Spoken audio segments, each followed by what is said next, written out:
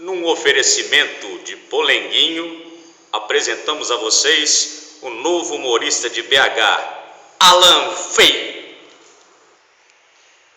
Olá galera, boa noite. Estamos aqui falando dessa cidade maravilhosa que é Belo Horizonte, o celeiro de Minas. Pois é, gente, o celeiro do Brasil. Olha só que cidade maravilhosa. Por que eu chamo Belo Horizonte de celeiro? Porque a gente está aqui localizado mais ou menos numa das regiões mais nobres da cidade.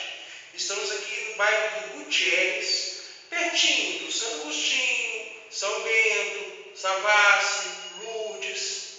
E por que eu chamo isso de celeiro? Na Savassi, o que você encontra? Galinhas, um monte de menina galinhando, um monte de piranhas, tudo querendo fazer programa. Você encontra alguns boizinhos no São Bento, entendeu? No centro